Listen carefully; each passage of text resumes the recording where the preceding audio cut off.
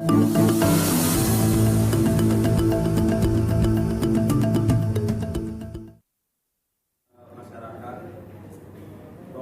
Banten menangkap 7 pelaku penyebar berita hoaks dan ujaran kebencian terkait beberapa kasus dugaan penganiayaan ulama dan teror bom Jumat siang. Ketujuh perkara hoaks, sara dan teror ini terjadi di beberapa wilayah Pandeglang, Lebak, Cilegon, Tangerang, dan Serang.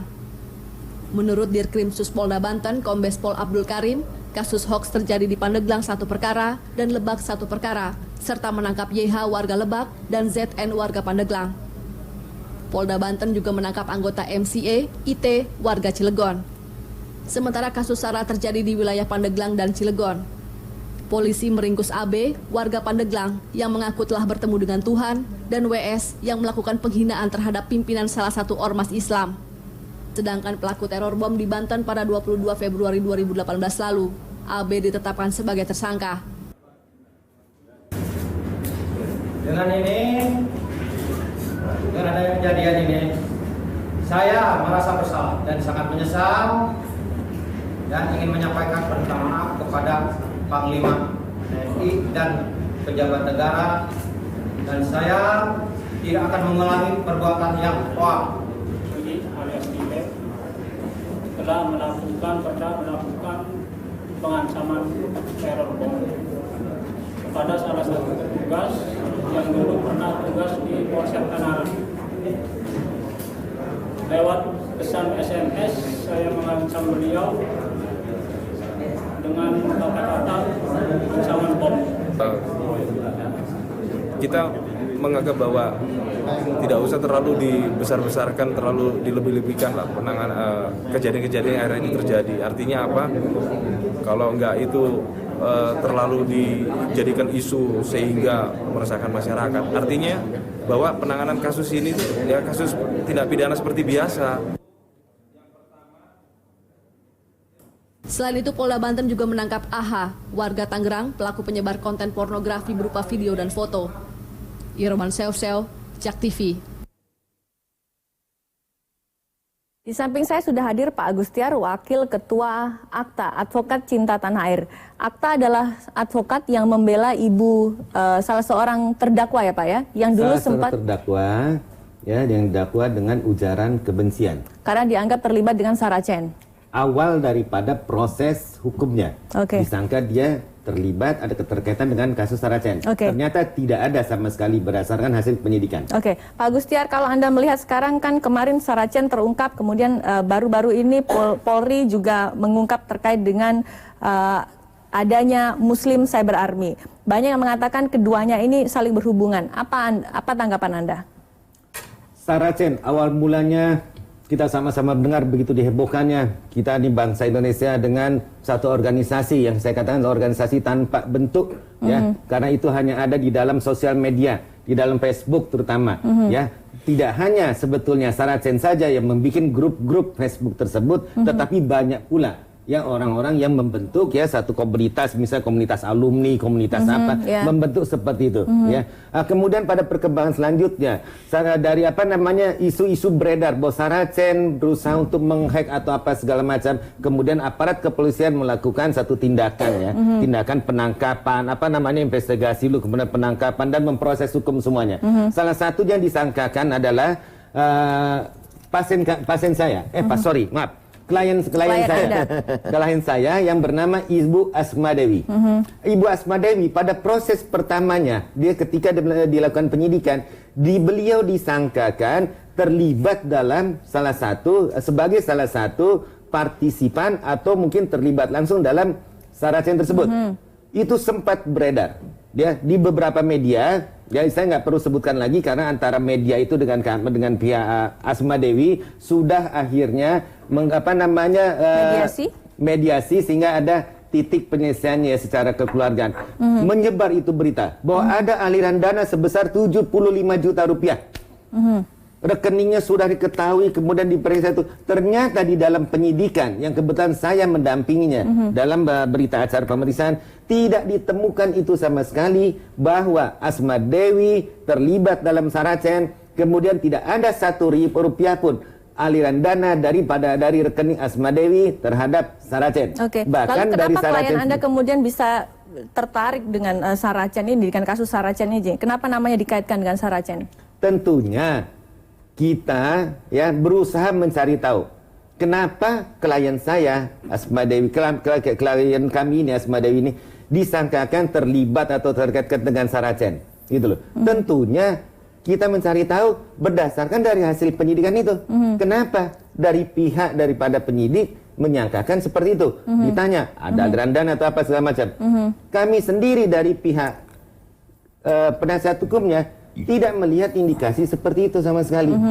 Begitu. Nah, sehingga ketika itu sudah selesai hasil penyidikannya, di dalam berkas BAP dan dakwaan ya di JPU tidak ada permasalahan Saracen dalam kasus Asma Dewi. Ya kita sebut, kita jadikan nih pembahasan Asma Dewi sedikit hanya sebagai contoh saja gitu. Kalau Tetapi Anda melihat, berita ini hoax ini berita ini udah tersebar luas. Jadi bukan hanya para pengguna sosial media saja, tetapi bahkan ada beberapa media pun ya yang tidak meneliti, tidak dia mencari tahu informasi sebenarnya, Tidak benar, klarifikasi. tidak klarifikasi kepada yang bersangkutan, benar atau tidak. Nah, berita itu udah terlanjur dihembuskan ke masyarakat. Kalau tanggapan Anda terkait dengan yang sekarang marak adalah MCA atau Muslim Cyber Army, apa tanggapan Anda? Apakah itu kaitannya juga sama dengan Saracen? Tentunya polisi nanti yang menyebut untuk dia pertama kali adalah ada keterkaitan atau apa, ini tentunya yang paling tahu adalah pihak penyidik. Ya, kita ini semua berada di luar daripada pendidikan tersebut. Ya, kami hanya menunggu dan tentunya kami akan melakukan analisa-analisa. Benar nggak ada keterkaitan? Tapi sepanjang sepengetahuan saya, MCA atau Muslim Cyber Army yang dikatakan adalah pasukan cyber Muslim. Ya. Bangsa Indonesia itu sebagian bangsa ini mungkin berpikir pasukan tentu berpikirnya untuk berperang. Pada pasukan itu untuk mempertahankan seperti tentara-tentara di seluruh dunia ini adalah untuk mempertahankan negaranya. Begitu pula mungkin pasukan Cyber Army ini mempertahankan daripada akidahnya. Dia telah mengambil satu jalan ya, telah merespon himbauan Allah yang berbunyi dalam surat As-Saff ayat 10 yang berbunyi, ya ayyuhallazina amanu hal adullukum ala tijaratin tunzikum min azabin alim. Nah, tu'minuna billahi wa rusulihi wa tujahiduna fi sabilillahi bi amwalikum wa anfusikum. Nah, seperti itu. Hai orang-orang yang beriman, maukah kau tawarkan suatu perniagaan yang dapat menyelamatkan kau daripada azab yang pedih. Apa itu? Yaitu beriman kepada Allah, kepada Rasulnya dan berjihad di jalan Allah dengan harta dan jiwa. Kalau kemudian, sebentar, oke Pak, kalau kemudian implementasinya MCA ini kemudian menyebarkan hoax, kemudian ada SARA dan lain sebagainya. Kita lihat dulu Mbak Retno, kita lihat dulu kenapa di MCA ini. Saya coba menelaah gitu. Kenapa tiba-tiba muncul MCA ini? Padahal pada tahun 2015 kita tidak pernah mengenal nama MCA ini. Justru kita mengenal pada akhir-akhir bulan tahun 2016. Kenapa ini MCA? Rupanya, ya hasil analisa saya, mereka ini mungkin termasuk saya adalah bagian dari MCA. Karena siapapun umat Islam yang mempertahankan atau yang membela ajaran agama daripada penistaannya. Saya sebutkan salah satu contoh seperti ini. Mohon kamera diperlihatkan agar ini orang yang menulis ini pun ditangkap malam ini juga. Nabi Muhammad bla bla bla bla seperti itu. Nah, inilah mungkin daripada umat Islam yang merasa keimanannya, agamanya terusik seperti siapa yang tidak akan melakukan pembelaan. Oke Pak, ada ujaran kebencian di sana yang menyerang agama Islam. Tapi kemudian MCA ini caranya seperti apa untuk membela Islam? Yang sebenarnya kalau benar ini seperti Pak Ustadz tadi katakan, Pak Ustadz ya, emang Pak Ustadz soalnya. Pak Najamuddin. Ya Pak Najamuddin, saya agak lupa nama Bapak soalnya. Yang benar-benar MCA tentunya didasari oleh keimanannya.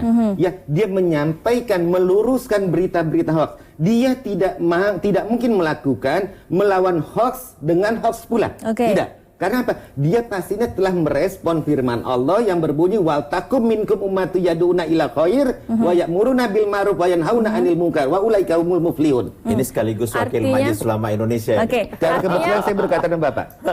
Artinya Anda mendukung MCA, gerakan MCA asalkan dia membela dengan hal yang baik. Saya kira dengan hal yang positif tetap kita membela. bagian daripada bagaimana membenarkan berita-berita bohong dan kebencian.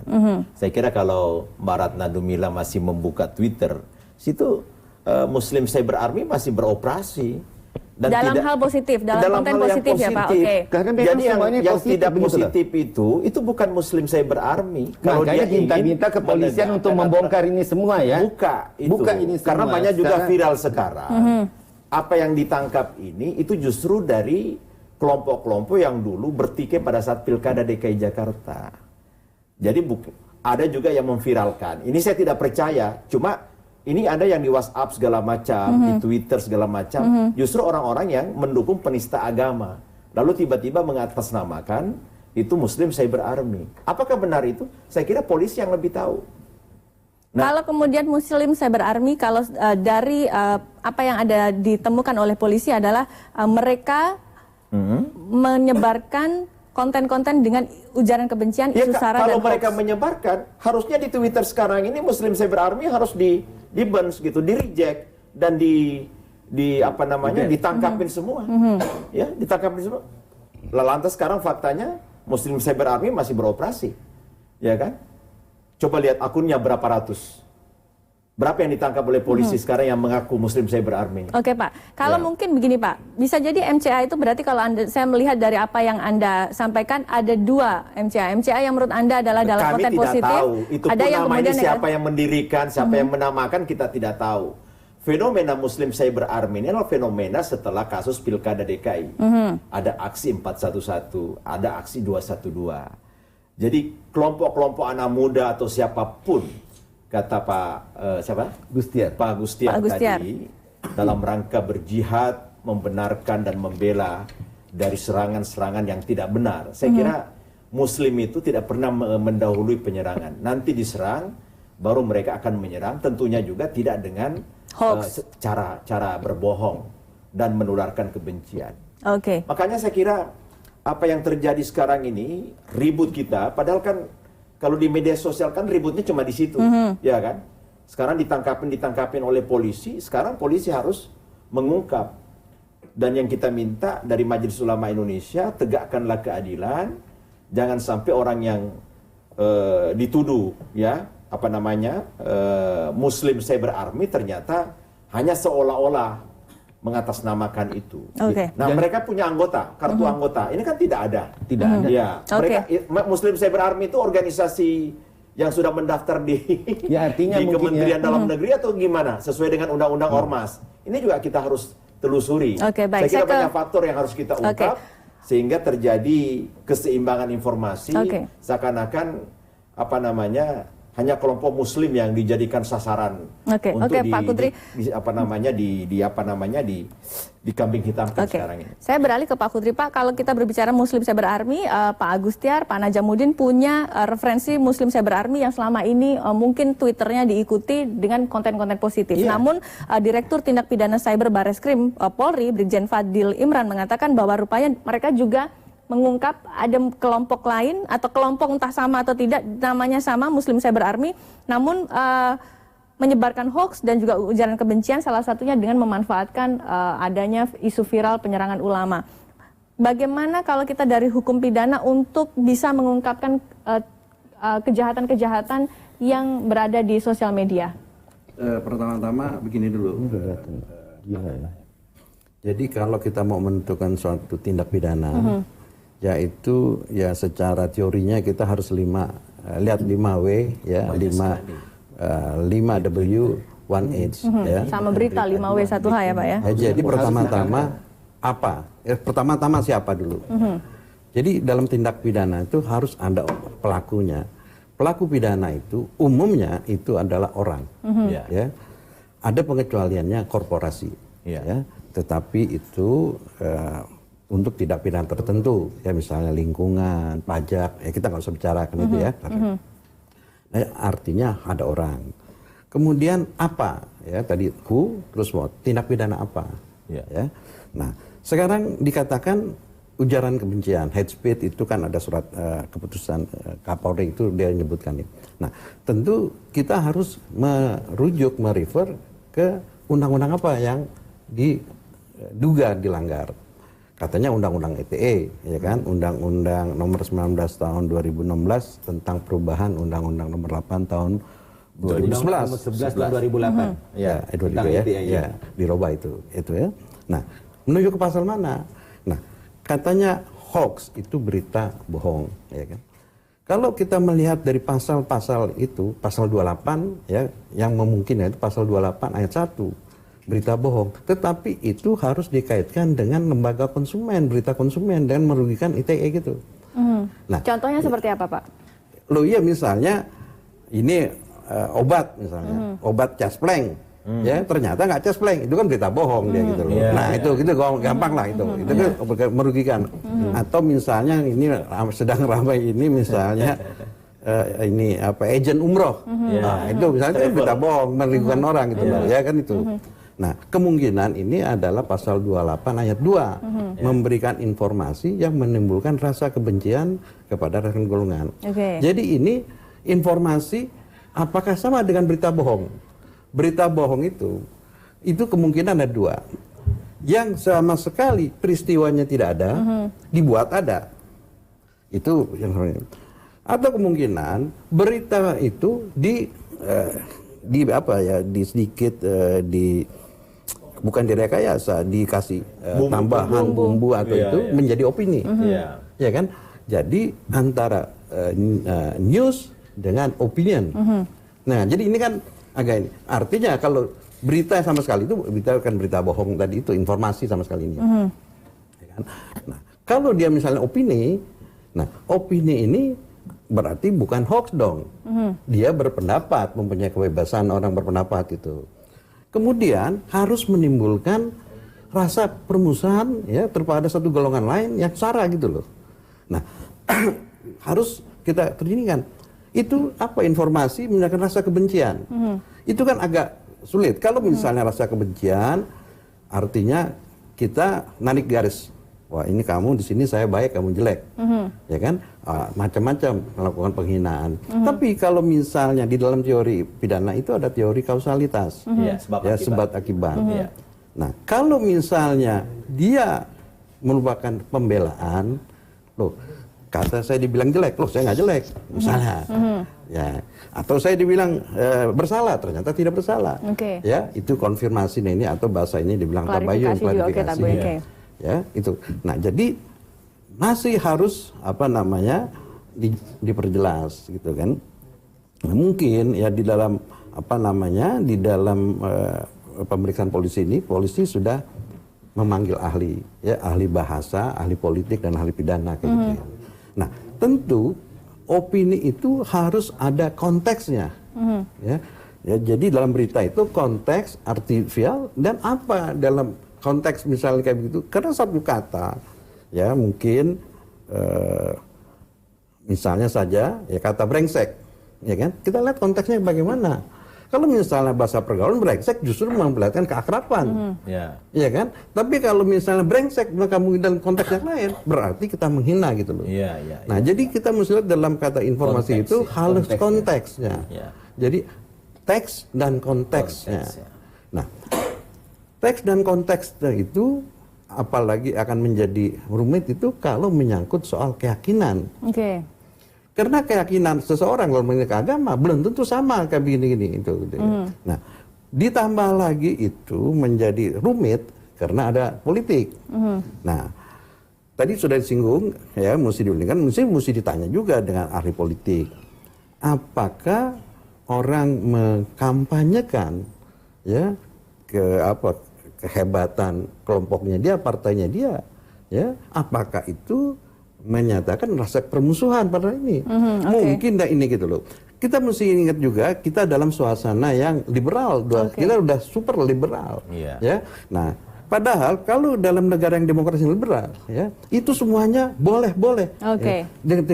Tetapi sekarang agak aneh, boleh tapi. Nah, boleh pakai tapi gitu kan? Kita akan bahasnya lebih dalam usai jeda pariwara berikut, saudara tetap bersama kami.